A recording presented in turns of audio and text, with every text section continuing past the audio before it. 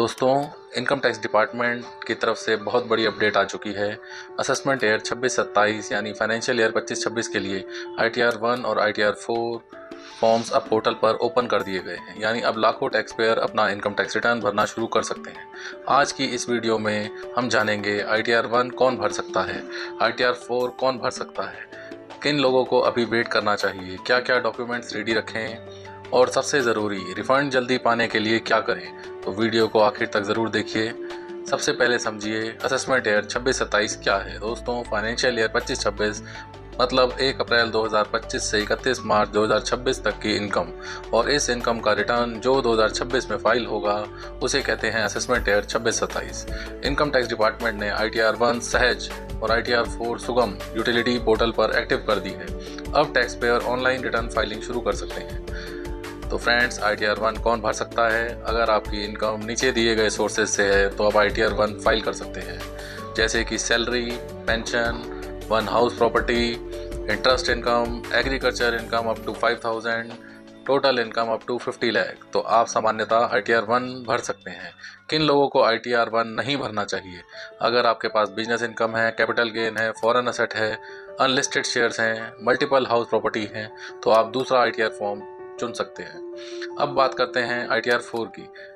ITR 4 उन लोगों के लिए है जो प्रेजम्पटिव टैक्सेशन स्कीम लेते हैं, जैसे कि section 58 equivalent presumptive scheme under new income tax act 2025 में छोटे व्यापारी हैं, प्रोफेशनल्स हैं, ट्रांसपोर्टर्स हैं और जिनकी इनकम प्रेजम्पटिव बेसिस पर दिखाई जाती है, तो वह ITR 4 फाइल कर सकते हैं। ITR 4 कौन भर सकता है? जिसकी बिजनेस टर्नओवर प्रिस्क्राइब्ड लिमिट के अंदर हो, प्रोफेशनल रिसीप्ट प्रिस्क्राइब्ड लिमिट के अंदर हो, इनकम अप टू 50 लाख तक हो, रेजिडेंट इंडिविजुअल हो, HUF हो या फर्म हो, तो यह सब ITR 4 फाइल कर सकते हैं। रिटर्न भरने से पहले कौन कौन से डॉक्यूमेंट रखें?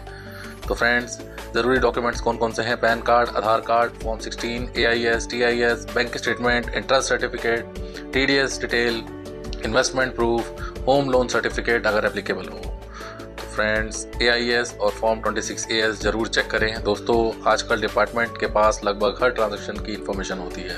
अगर आपने FD interest, share transaction, property deal, cash deposit कुछ भी छुपाया तो नोटिस आने के चांसेस बढ़ सकते हैं। इसलिए रिटर्न फाइल करने से पहले AIS, TIS, फॉर्म 26S तीनों ज़रूर मिलाइए। रिफंड जल्दी चाहिए तो ये गलती मत कीजिए। गलत बैंक अकाउंट डाल देते हैं कुछ लोग, मिसमैच इनकम दिखाते हैं, रॉन्ग डिडक्शन क्लेम करते हैं जिससे रिफंड अटक जाता है। इसलिए फाइलिंग के बाद ई-वेरिफिकेशन जरूर करें। बिना ई-वेरिफिकेशन रिटर्न वैलिड नहीं माना जाता है। 31 जुलाई 2026 इसकी लास्ट ड्यू डेट है, लेकिन लास्ट डेट का इंतज़ार बिल्कुल मत कीजिए।